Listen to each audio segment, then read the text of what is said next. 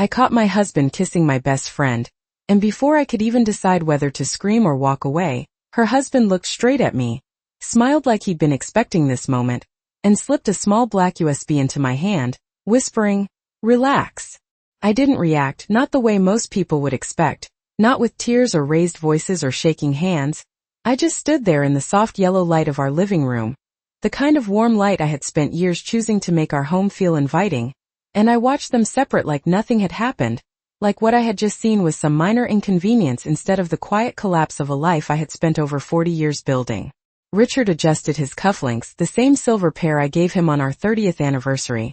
while Linda smoothed her hair and gave me a smile that was just a fraction too slow, too practiced, and in that moment something inside me didn't break, it sharpened. Daniel stepped back as if he had done nothing more than hand me a napkin, his expression calm, almost amused, and I felt the small weight of the USB press against my palm like a secret I hadn't agreed to carry but somehow already understood. The room smelled faintly of roasted chicken and rosemary, dinner still warm on the table, plates set for 4 like we had done countless times before, double dates, shared holidays, years of laughter layered carefully over something I was only now beginning to see clearly. I remember thinking how ordinary everything looked, how the clock on the wall ticked steadily, how the ice in Linda's glass clinked softly as she picked it up, how none of it matched the shift that had just happened, as if the world had tilted slightly and only I could feel it. "Margaret," Richard said, his voice measured, cautious, like he was testing the ground beneath his feet, but I didn't answer right away. I just looked at him, really looked at him,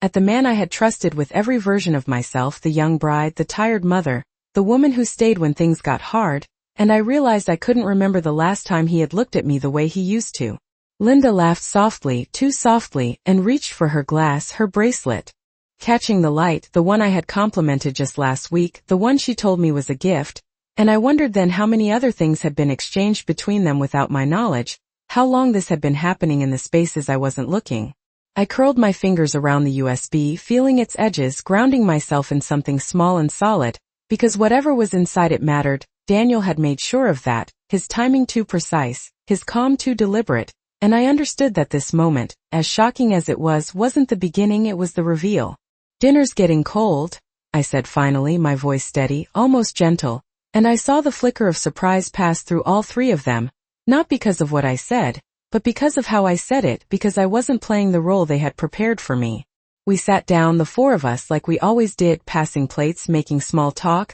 the kind that fills space without meaning anything, and I listened more than I spoke, noting the way Richard avoided certain topics, the way Linda overcompensated with cheerfulness, the way Daniel remained quiet, observant, occasionally meeting my eyes with a look that said this wasn't over, not even close. I didn't ask questions, not yet, because questions give people time to lie, and I wasn't interested in lies anymore. I was interested in patterns, in timing, in truth that reveals itself when you stop interrupting it. The USB stayed in my hand beneath the table, hidden from view but not forgotten, and with every passing minute I felt something settle inside me. Not peace, not forgiveness, but clarity. The kind that comes when illusions fall away and leave only what is real. By the time the plates were cleared and the polite goodbyes were exchanged, I had already decided what I would do next, not out of anger but out of understanding, because whatever was on that small black device was going to change everything, and for the first time in a long time I wasn't afraid of that. The house felt different the moment the door closed behind them,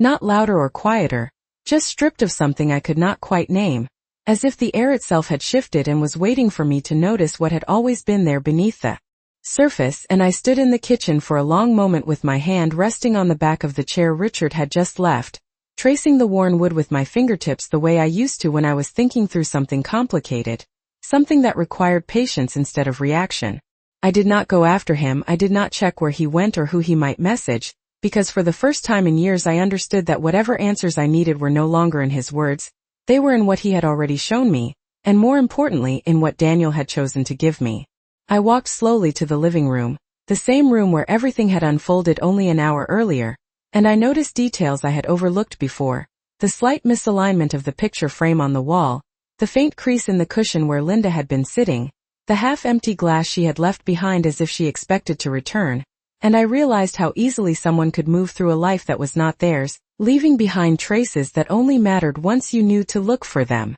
The USB was still in my hand, warm now from my skin, and I turned it over once, twice, feeling its smooth surface, weighing the decision I had already made without admitting it out loud, because opening it meant stepping into something irreversible, something that would confirm what I suspected or reveal something even worse, and either way there would be no going back to the version of my life that existed before tonight. I set it down on the kitchen counter for a moment and poured myself a glass of water, taking a slow sip, letting the quiet settle around me because I needed my thoughts clear, not clouded by the kind of emotion that makes people act quickly and regret it later. And that was never how I handled difficult things, not when the children were young, not when Richard lost his job for a year and we had to start over, not when my husband and I learned how to rebuild something that had already cracked. Once before, I had always chosen to observe first, understand second, and act last. I carried the glass and the USB upstairs to my study, the one room in the house that still felt entirely mine, and I closed the door gently behind me,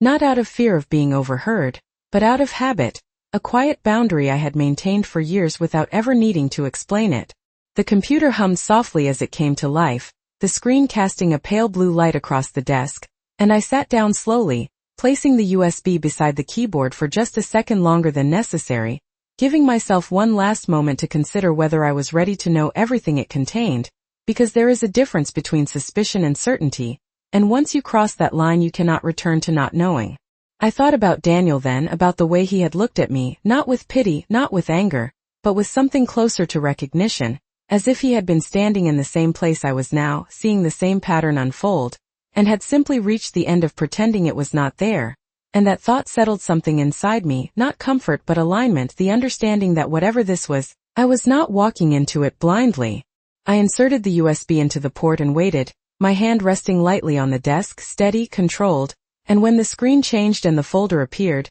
I felt that same quiet shift inside me again, not shock, not disbelief, but confirmation that tonight had not been an accident. It had been a turning point that had been building for far longer than I had allowed myself to see, and as I moved the cursor toward the first file, I realized that whatever I was about to open was not going to tell me who they were, it was going to show me who they had been all along. The first file opened without resistance, just a simple click and a quiet shift on the screen, and for a moment nothing about it looked extraordinary, a list of folders neatly labeled, organized in a way that suggested intention rather than chaos, and I felt my breath slow as I read the names, dates stretching back months, then over a year, far longer than I had been willing to imagine, and I realized this was not something recent, not a mistake, not a moment of weakness, this was a pattern that had been built carefully, quietly, right in the middle of my life while I was still calling it safe. I opened the first document and recognized Richard's email address immediately, the same one I had used for years to send him grocery lists, reminders,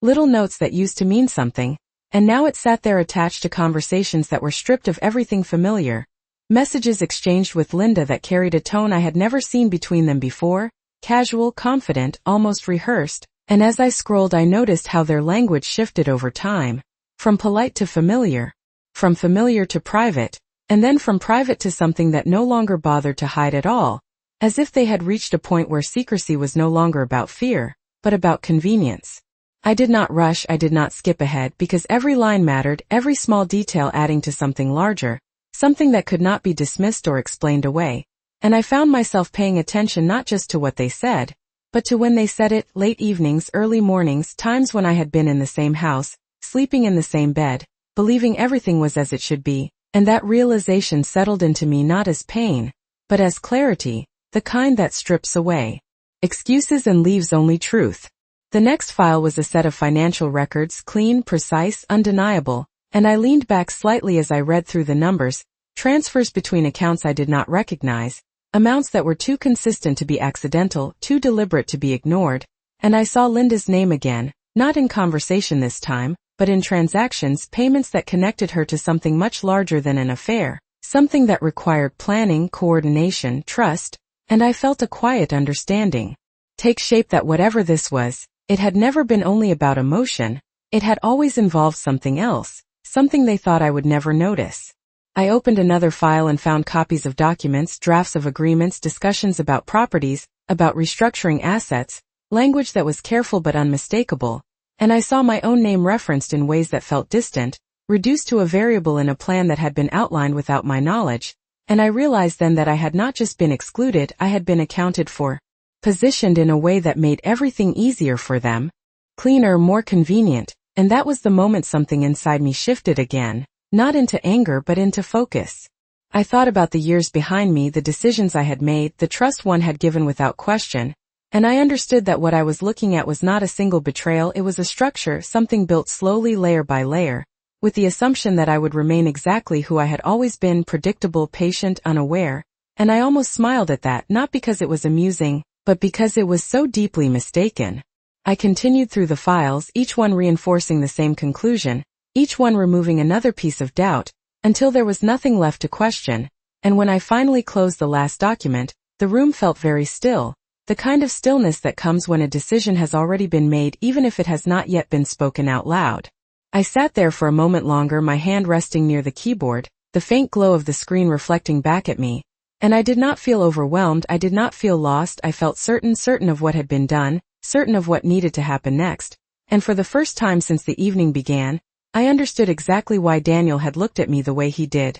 because this was never about exposing them in the moment, it was about giving me the chance to see everything clearly, to step out of the version of the story they had written for me, and to begin writing my own. The silence in the room did not feel heavy anymore, it felt precise, like everything had finally aligned into something I could measure, something I could understand without guessing, and I leaned back in my chair, letting my eyes move slowly across the space that had once been filled with simple routines and quiet comfort, now holding something sharper, something that required attention instead of trust. I did not rush to close the files or shut down the computer, I left everything exactly as it was, because this was not something to hide from myself, it was something to absorb, to study, and I knew from experience that clarity does not come from reacting quickly, it comes from sitting with the truth long enough that it no longer unsettles you. I thought about the timeline I had just seen, the steady progression from small private exchanges to coordinated financial decisions, and I began to place those moments alongside my own memories,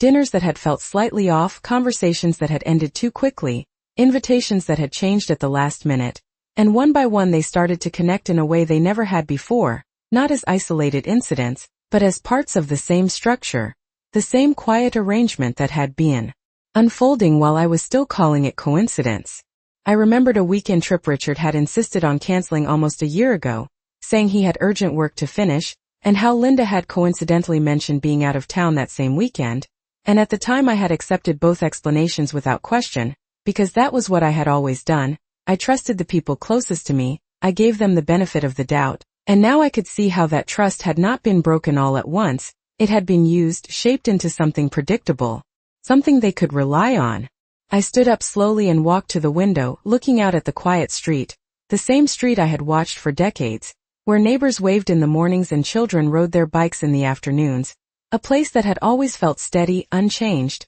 and I realized that while everything outside had remained the same, the understanding inside me had shifted completely, and that shift did not feel like loss, it felt like control returning in a way I had not noticed it was missing. I thought about Daniel again, about the decision he had made to step in when he did, not earlier, not later, but at the exact moment when the truth could no longer be dismissed, and I understood that whatever his reasons were, they were not impulsive, they were calculated, much like everything else I had just uncovered, and that meant he had been watching too, waiting, gathering what he needed before choosing to act. I walked back to the desk and glanced once more at the open folders, at the evidence laid out in a way that required no interpretation, and I realized that I did not need to confront anyone, not yet, because confrontation is often just another form of giving people time to prepare their response, to reshape the narrative, and I had no interest in allowing that to happen, not this time. Instead, I reached for a small notebook I kept in the drawer, one I had used for years to track household expenses and reminders,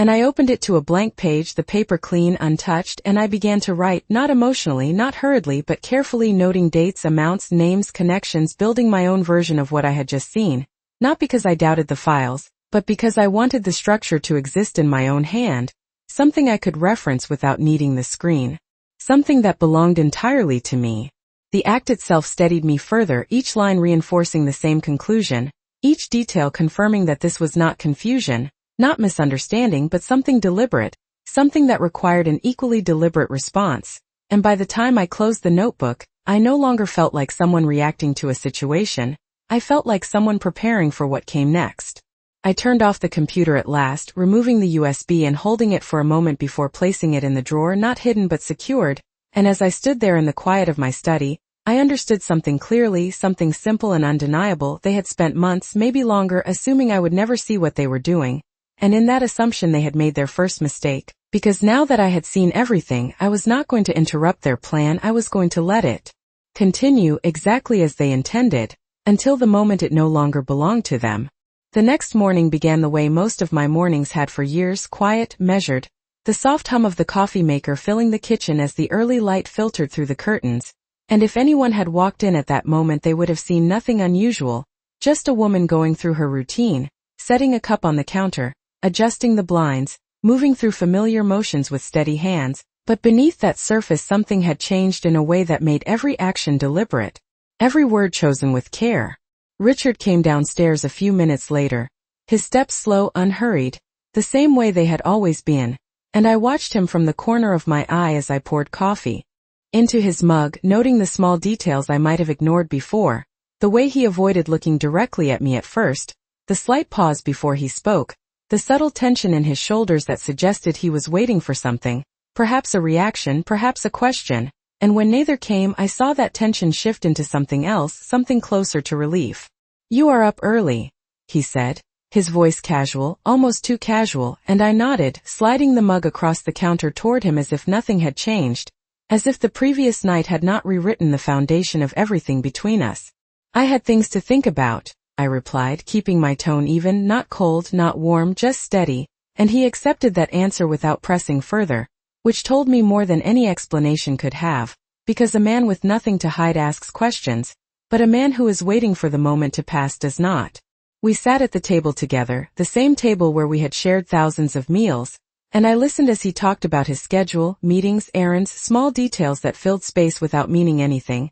and I responded when appropriate, asking simple questions, maintaining the rhythm of a conversation that appeared normal from the outside, while inside I was mapping everything, aligning his words with what I had already seen, noting where they matched and where they did not. When he left the house, he did so with a brief glance in my direction, as if checking one last time for any sign that I knew more than I was showing, and I gave him nothing, not because I could not, but because I chose not to, and the moment the door closed behind him, I allowed myself a single breath that felt deeper than the ones before it, not out of relief, but out of recognition that the next phase had already begun. I cleaned the kitchen slowly, not out of necessity, but to give myself time to think, to move through each step with intention, rinsing the cups, wiping the counter, restoring order to a space that had never truly been disordered. And as I worked I considered what came next, not in broad terms but in precise steps, because whatever I did needed to be controlled, not reactive, aligned with the clarity I had gained,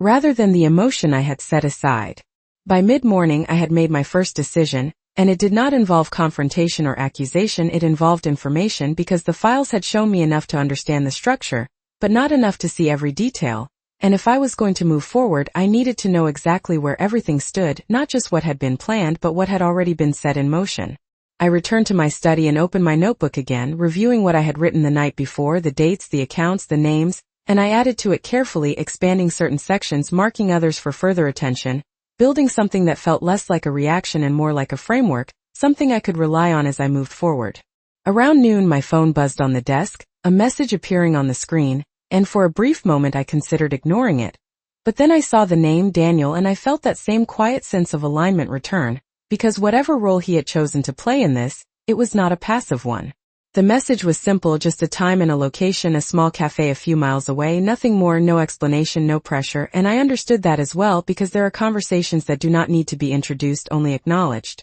I looked at the message for a moment longer before setting the phone down, not rushing to respond, not hesitating either, just allowing the decision to settle into place, because meeting him was not about seeking guidance or support, it was about confirming what I already suspected, that this situation was larger than one betrayal, and that he, like me, had reached the point where understanding was no longer enough, action was required. And as I closed the notebook and stood up, I realized that, for the first time since everything began, I was not reacting to what had been done to me, I was preparing for what I was about to do. The cafe was quieter than I expected, tucked into the corner of a small shopping plaza that most people would pass without noticing, the kind of place where conversations could happen without drawing attention. and as I stepped inside I saw Daniel already seated at a table near the window, a cup of coffee in front of him, his posture relaxed but not careless, as if he had chosen this setting with intention rather than convenience.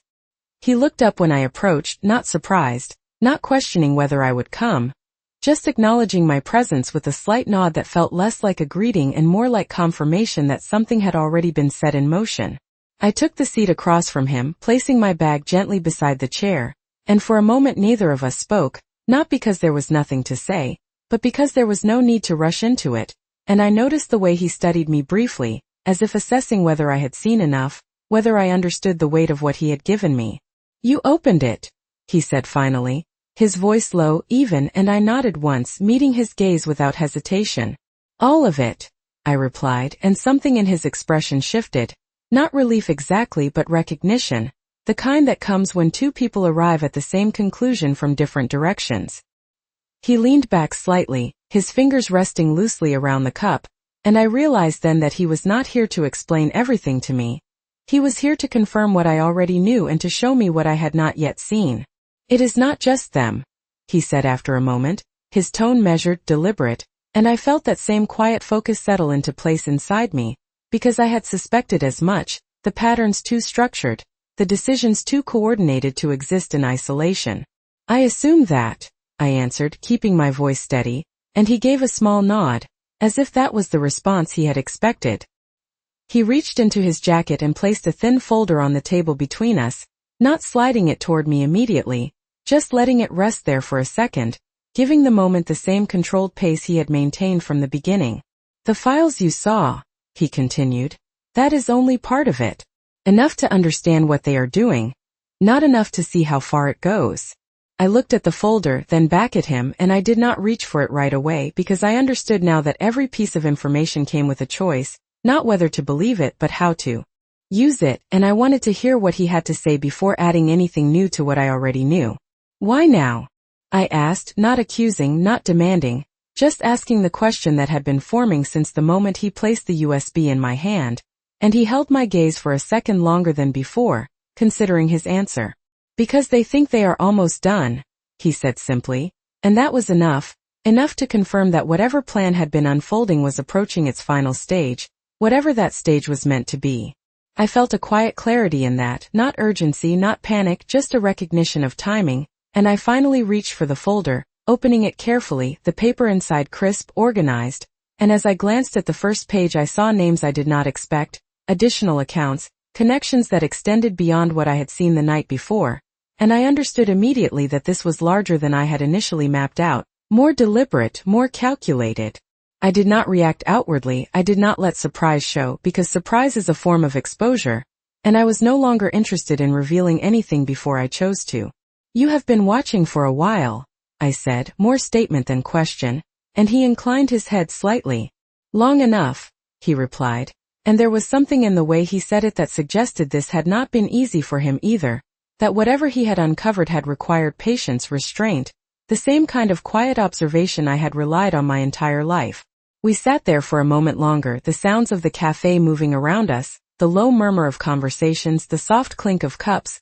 all of it distant compared to the stillness between us, and I realized that this was not a meeting about betrayal, it was a meeting about alignment, about two people who had been placed in the same position choosing what to do next. I closed the folder gently and rested my hand on top of it, feeling the weight of what it contained, not overwhelming but significant, and I met his gaze again, steady, clear. "Then we do not interrupt them," I said, my voice calm, certain, and for the first time since I had sat down, Daniel allowed the faintest hint of a smile to appear, not amusement, not satisfaction but agreement, because we both understood that the most effective move was not to stop what was happening, it was to let it continue until it reached a point where it could no longer be controlled by the people who had started it. And as I sat there in that quiet cafe, I realized that whatever came next I was no longer alone in seeing it clearly, and that changed everything. The drive home was quiet, not in a heavy way, but in a way that allowed everything to settle into place, each piece of information finding its position without resistance. And by the time I pulled into the driveway I was no longer thinking in terms of what had happened, I was thinking in terms of what needed to happen next, not as a reaction, but as a sequence, something structured, something that could not be disrupted once it began. The house looked exactly the same as it had that morning, unchanged, familiar, and I stepped inside with the same measured pace, setting my bag down, placing the folder carefully on the table, not hidden, not displayed, just present, because I no longer felt the need to conceal what I knew, only to control when it would be revealed. I moved through the afternoon as I always did, preparing a light meal, straightening the living room, answering a brief phone call from a neighbor, each action deliberate, each moment reinforcing the same outward normalcy that had allowed everything to unfold unnoticed for so long, and I understood now that normalcy was not weakness, it was a cover, one I could use just as effectively as it had been used against me. When Richard returned that evening, his presence filled the doorway in the same familiar way, his voice carrying the same casual tone as he greeted me, and I responded in kind, not forcing anything, not exaggerating, simply maintaining the version of myself he expected to see, because expectation creates comfort, and comfort creates carelessness. We spoke over dinner, simple conversation, nothing of consequence on the surface, but I listened more closely than I ever had before, noting the subtle inconsistencies, the way he referenced plans that aligned too neatly with the documents I had reviewed, the way he mentioned Linda's name without hesitation, without caution, as if the boundaries that should have existed no longer mattered to him at all, and that told me more than any confession could have, because it meant he believed the outcome was already secure. Later that night, after the dishes were cleared and the house had settled into its usual quiet, I returned to my study and opened the folder Daniel had given me, reviewing it again with a more focused eye, cross-referencing what I had already seen, identifying points where their plan relied on assumptions, on timing, on my continued absence from decisions that directly involved me, and I began to see not just what they were doing, but how they expected it to unfold, the sequence they believed would carry them to the end without interruption. I took my notebook and added new entries, connecting details, marking dates, outlining the structure as clearly as possible, and as I wrote, I realized something important. Their plan depended on predictability, on me remaining exactly who I had always been, someone who trusted, someone who did not question, someone who would accept what was presented without looking beneath it, and that realization did not anger me, it clarified my advantage. I did not need to change everything, I only needed to change one thing, my response. The next morning I made a small adjustment, nothing obvious, nothing that would draw attention, just a slight shift in how I handled a routine conversation, a question asked a little differently, a pause held a fraction longer, and I watched carefully as Richard responded, as he recalibrated without realizing it, adjusting his tone, his wording, his timing, and I saw how quickly the balance could shift when the pattern he relied on was no longer consistent,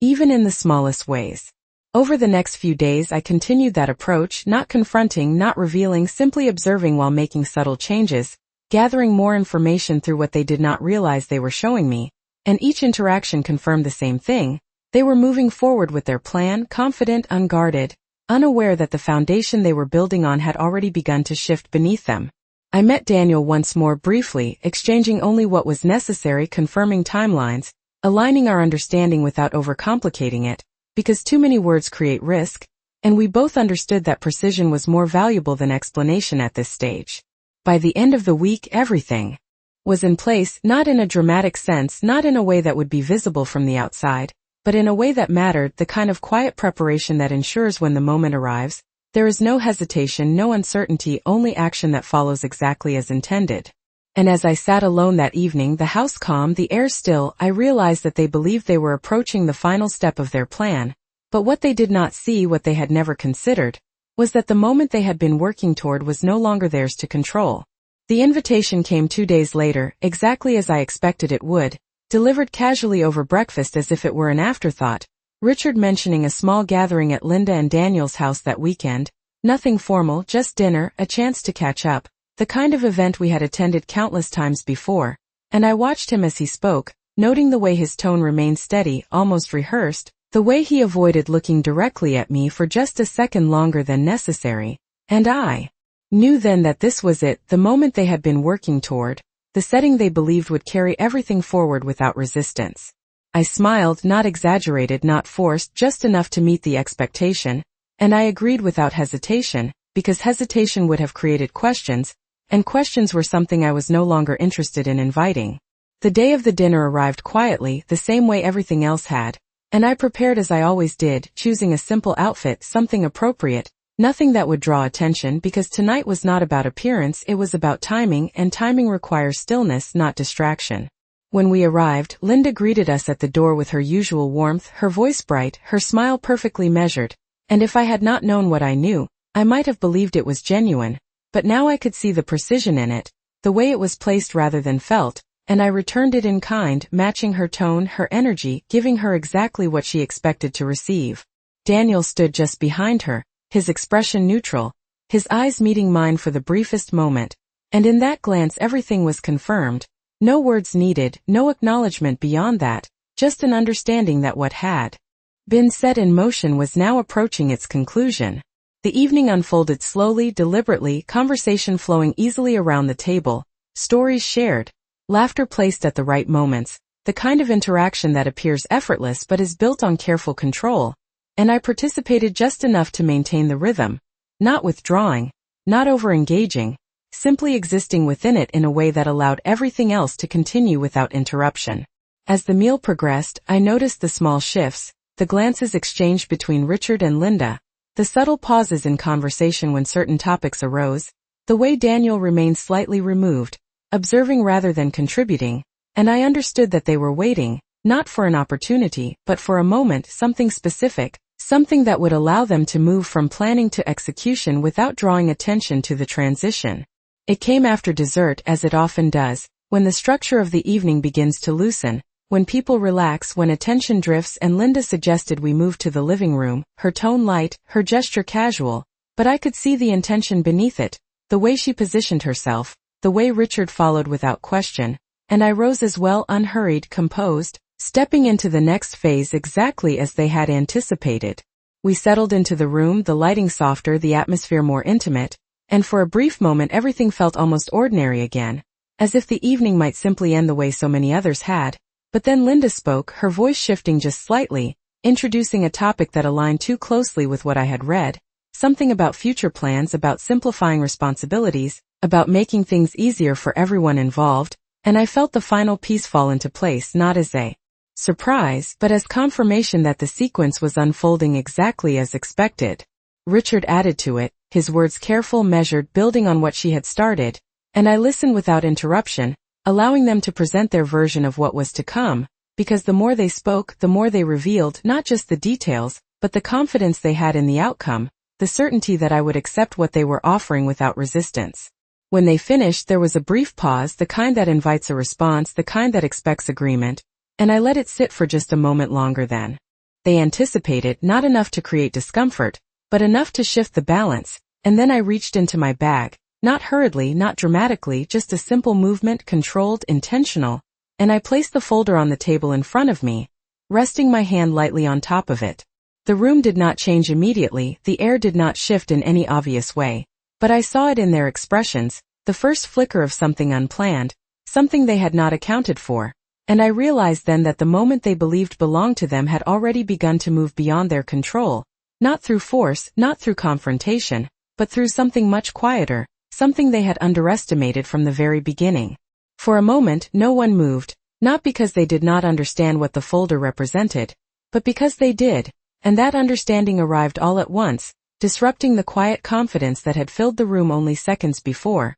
and I kept my hand resting lightly on top of it, not pressing down, not pulling it back, simply anchoring it in place as I met their eyes one by one, allowing the silence to do what it does best, reveal what words often try to conceal. Linda was the first to react, her smile faltering just slightly before she corrected it, her voice careful as she spoke, asking what that was, her tone light but edged with something that had not been there before, and I did not answer immediately because answers are more effective when they are given at the right moment, not the first moment. Richard shifted in his seat, his posture tightening, his gaze moving from the folder to me and back again, searching for something, perhaps an opening, perhaps a sign that this was not what it appeared to be, and I saw the exact moment when he realized that it was. Daniel remained still, his expression unchanged, his attention fixed not on the folder, but on them, as if he were watching a sequence he had already seen play out in his mind, and I understood then that this was not about catching them off guard, it was about allowing them to recognize in their own time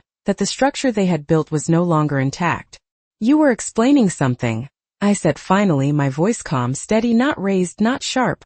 Just clear, and I gestured slightly with my free hand, inviting them to continue, because the most powerful position is not the one that interrupts, it is the one that allows the other side to reveal itself completely. Linda hesitated just for a fraction of a second before attempting to continue, her words less fluid now, less certain, and as she spoke I opened the folder, not abruptly, not dramatically, just enough to expose the first page, the top line visible, the names, the dates, the structure of something that could not be dismissed as misunderstanding, and I saw the shift immediately, the way her voice caught, the way Richard's attention fixed on the page, the way the confidence that had carried them through the evening began to unravel without a single raised voice. I did not accuse, I did not list what I knew, I simply turned the page slowly, deliberately, allowing them to see more, to recognize the pattern, to connect the pieces themselves, because when people arrive at the truth on their own, it leaves no space for denial. Richard leaned forward slightly, his expression tightening, and for the first time that evening he looked directly at me,